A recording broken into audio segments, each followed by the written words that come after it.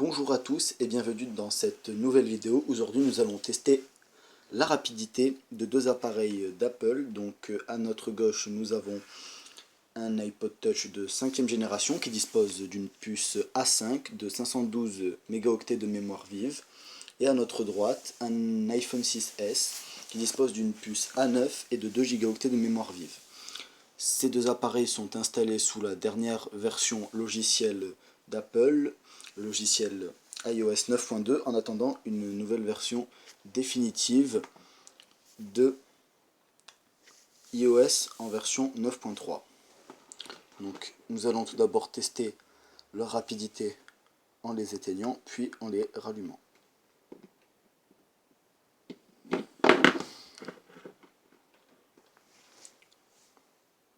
Donc nos deux appareils viennent de s'éteindre, on va tester leur rapidité avec un allumage en simultané.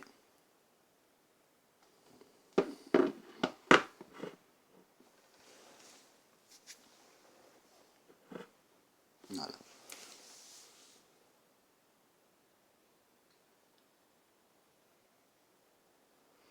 Alors, on voit que l'iPhone 6S vient de s'allumer. Je vais en profiter pour le déverrouiller.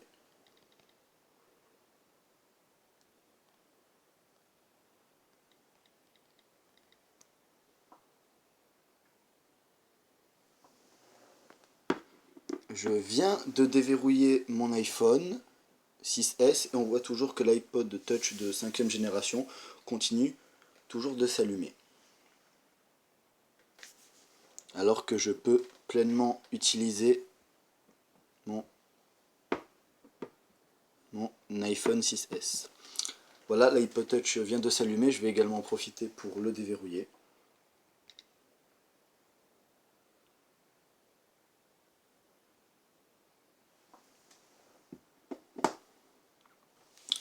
Voilà, donc ces deux appareils sont installés sous la nouvelle version, sur la dernière version actuelle du logiciel iOS 9.2. Et donc maintenant que les deux appareils sont allumés, nous allons tester leur rapidité à travers des fonctions simples.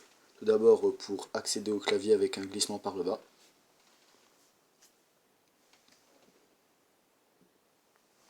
On voit que l'iPhone 6S reste fluide et qu'il y a quelques latences dans le lancement du programme avec l'iPod Touch. Nous allons également tester le multitâche.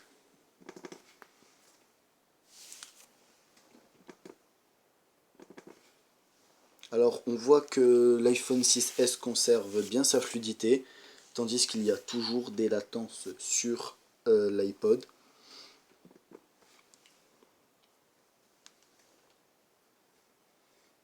Pareil pour le scroll vers le bas. Cette fonction semble assez fluide sur les deux appareils.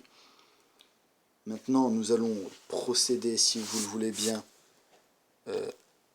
à la rapidité de la fonction d'Siri. Donc pour cela, je vais... Il m'a reconnu déjà, ce qui montre la rapidité de l'iPhone. Nous allons charger l'iPod Touch. Voilà, qui est désormais chargé. Nous avons ici... Voilà. Nous avons ici l'iPhone 6S sur la droite. Et nous allons tester la nouvelle fonction qui a été intégrée à iOS 9 qui permet d'activer Siri uniquement avec la voix. Pour l'iPhone 6S, cette fonction se déclenche même si l'iPhone est sur batterie. Et pour tous les appareils, pour tous les autres appareils, cette fonction, et également pour les iPads, s'active lorsque l'appareil est branché. Donc on va procéder au test. Dis Siri, comment ça va?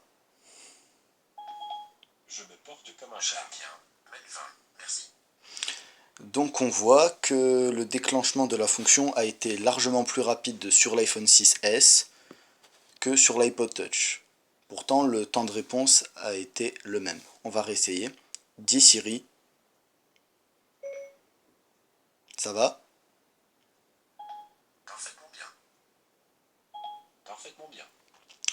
Alors là, on voit que le déclenchement et la réponse ont été plus rapides sur l'iPod Touch de 5e génération, ce qui peut s'expliquer par le fait que l'iPod est connecté au réseau Wi-Fi, alors que l'iPhone est quant à lui sur le réseau cellulaire, ici en 4G. Donc voilà, c'était un petit test pour vous montrer la rapidité du logiciel sur différents appareils qui ont quand même 4 ans d'écart, et pour vous montrer que la dernière version du logiciel sur les anciens appareils ralentit dans une certaine mesure le fonctionnement de ceux-ci. On va par exemple lancer maintenant quelques applications telles que l'Apple Store.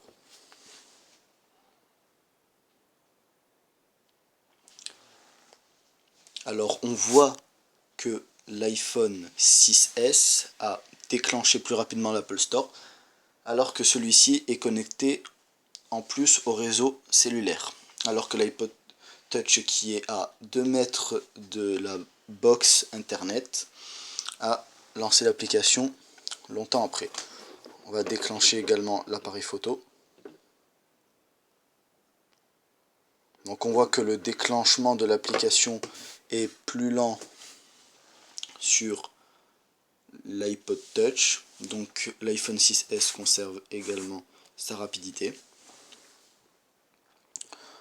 On peut lancer une autre application comme l'App Store pour acheter des produits Apple.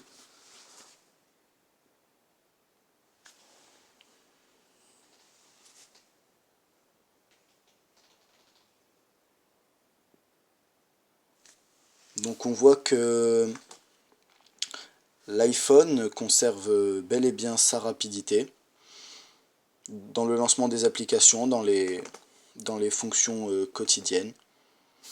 Donc voilà, c'était un petit comparatif pour vous montrer la rapidité d'un même logiciel sur différents appareils, et ainsi vous rappeler qu'il est fortement déconseillé d'installer sur les vieux appareils, donc à partir par exemple pour la version d'iOS 9 à partir de l'iPhone 4S, si vous ne voulez pas subir de ralentissement conséquent de votre appareil, comme cet iPod Touch qui est équipé de la même manière que un iPhone 4S, si ce n'est qu'il dispose d'un port Lightning. Pour ne pas avoir de ralentissement, il vaut mieux rester sur l'ancienne version d'iOS 8. Voilà, au revoir.